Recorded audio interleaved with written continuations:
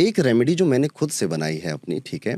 क्योंकि मैं ये कथाएँ बहुत सुनता हूँ और मेरा क्योंकि एस्ट्रोलॉजिकल माइंड है, साइंस बैकग्राउंड का मैं स्टूडेंट हूँ, तो मैं इसमें से एनालॉजी खोजता रहता हूँ कि क्या-क्या हो सकता है। मैंने पाया कि लक्ष्मी कब-कब किसको कहाँ मिली।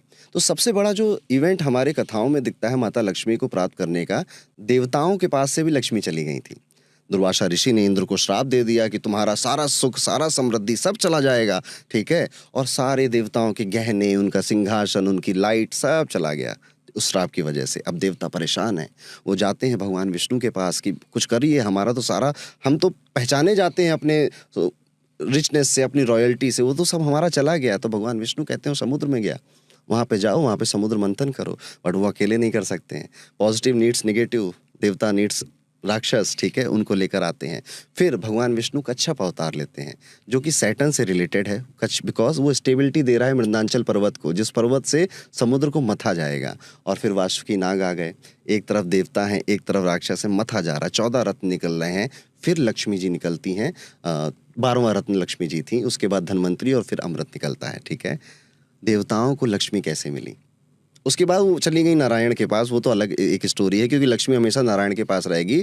धन कभी भी कमज़ोर इंसान के पास नहीं टिकता।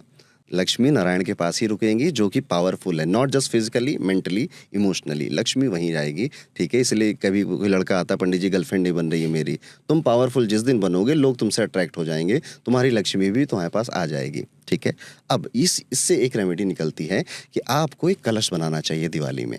वो कलश रिप्रेजेंट करता है समुद्र मंथन को, क्योंकि लक्ष्मी जी वहीं से आएंगी। उस कलश में आप पानी रखिए, बहुत एक पिंच ऑफ सॉल्ट ज़रूर डालिए, बिकॉज समुद्र खारा होता है, ठीक है? अब यहाँ पर आपको देवता और असुर दोनों डालने हैं, तो सफ़ेद और काला, यानी कि आप सफ़ेद तिल और काले तिल इसमें डाल सकते हैं, ठीक है? देन इस ढवा को एक वो चाहिए, मथनी चाहिए, ठीक है? तो इसके ऊपर आप नारियल रखेंगे, ठीक है? वो मथनी को रिप्रेजेंट करेगा। और जो सांप है, जो वासुकी नाग है, उसके लिए आप आम के पत्ते लगाएंगे चारों तरफ, और एग्जैक्टली जैसा कलश दिखता है, ये कलश अब वैसा ही है। नाउ आपने एक सिंबॉलिक रिप्रेजेंटेशन बनाया है समुद्र मंथन का। अब आपको बस इसमें लक्ष्मी जी को जगाना है, और लक्ष्मी जी को जगाने के लिए ओम श्रीम महालक्ष्मी नमः इस मंत्र का जाप आप कर सकते हैं 108 बार दिवाली की रात को, या फिर आप श्री सूक्तम ज़रूर पढ़िएगा इस रात को, ठीक है? श्री सूक्तम प्लस ये कलश, आई थिंक आपके घर के समुद्र मंथन से भी आपको लक्ष्मी ज़रूर मिलेंगी। Beautiful, thank you.